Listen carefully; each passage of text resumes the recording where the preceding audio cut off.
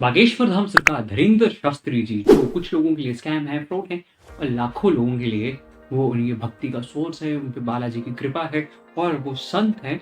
तो ऐसा क्या हो गया कि रातों रात कुछ दिनों में ही वो इंटरनेट सेंसेशन बन गए। एक संत इंटरनेट सेंसेशन बन गया, कुछ मैजिशियन की दाल रोटी का प्रबंध बन गया और कुछ मैनिपुलेटिंग यूट्यूबर्स की वीडियो का कंटेंट बन गया और टारगेट करने के लिए कुछ नया मिल गया। आगे बढ़ने से पहले ना इंडिया की हिस्ट्री जानना बहुत जरूरी है। तो इंडिया ने वर्ल्ड को सब कुछ दिया। 1945 में हुआ था पहला परमाणु परीक्षण अमेरिका के द्वारा, लेकिन इसको हजारों साल पहले इसका फॉर्मूला, परमाणु का फॉर्मूला हमारे ग्रंथों में लिख दिया गया था। जीरो इंडिया ने दिया है। और तो और अगर आप जितनी भी चीजें देखोगे उसकी जो रूट कॉज है वो इंडिया रहा है। इनोवेशंस की यूएसपी मॉडर्न टाइम्स में इंडिया ने दिया। लेकिन ऐसा क्या हो गया कि अंग्रेज हम पे जो थे राज कर गए। तो अंग्रेजों का हम पे राज करने का one of the biggest reason था डिवाइड एंड रूल, सांप्रदायिकता फैलाना। अगर आपने कश्मीर फाइल मूवीज देखी है तो उसका one of the biggest content क्या था, वो था धर्म परिवर्तन। यानी अब धर्म परिवर्तन क्या होता है भाई साहब? धर्म परिवर्तन होता है कि जिस रिलीजन में आप बॉर्न हुए हैं उससे आप कन्वर्ट होकर दूसरे रिलीजन में चले जाओ। जो आपकी इच्छा है आप जा सकते हो। अब इसके 3 रास्ते हैं। एक अपनी इच्छा से, सेकेंडली थोड़ा फोर्सफुली और थर्डली HIV एड्स की बीमारी है।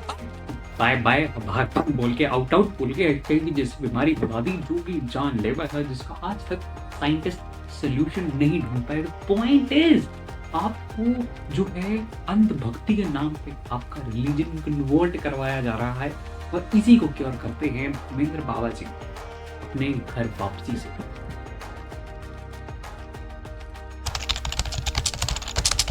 धीरेन्द्र शास्त्री जी के अकॉर्डिंगली जो सनातनी यानी हिंदू जो है अपना रिलीजन छोड़ के बाकी रिलीजन में चले गए हैं, वो जब अपने घर धर्म में यानी अपने रिलीजन में वापस आते हैं तो उसे जो है घर वापसी कहा जाता है। सनातन धर्म छोड़कर मिशनरियों के चक्कर में लालच में पड़ गए थे, लेकिन इन्होंने गौरवान्वित होकर पुनः सनातन धर्म। बागेश्वर धाम एक बालाजी का टेम्पल है जहाँ पे एक फैमिली कई सालों से, कई पीढ़ियों से गीता रामायण सुना के और लोगों को श्लोक सुना के, ग्रंथ पढ़ा के जो थी वो रिलीजन का ज्ञान देती थी।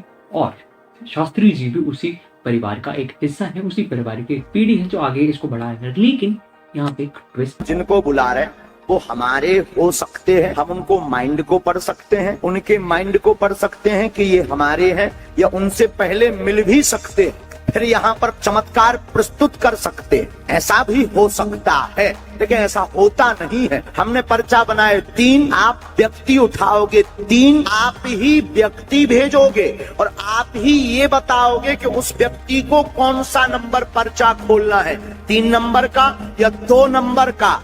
आप वही बोलोगे पर्चे पर भी और व्यक्ति भी वही उठाओगे जिसके लिए हमने। लोग लाखों श्रद्धालु आते हैं और ट्विस्ट ये है कि बाबा जी उनमें से किसी भी रैंडम बंदे का, उनको जिसका नाम भी नहीं पता होता, उसकी पूरी प्रॉब्लम्स, उसका सोल्यूशन, उनकी फैमिली की पूरी डिटेल्स वो पर्चे में लिख कर देते हैं बिना उन्हें जाने हुए। यहीं पे कुछ लोग उन्हें भाई साहब स्कैमर कह देते हैं, माइंड रीडर कह देते हैं और कुछ लोग उन्हें संत महात्मा कह देते हैं। और जो लोग उन्हें माइंड रीडर कहते हैं वही लोग न्यूज चैनल्स पे जाके बैठ के बोल रहे होते हैं माइंड रीडिंग तो की नहीं जा सकती, तो वो कैसे कर रहे हैं? तुम यार कॉन्ट्राडिक्ट चीजें मत करो यार।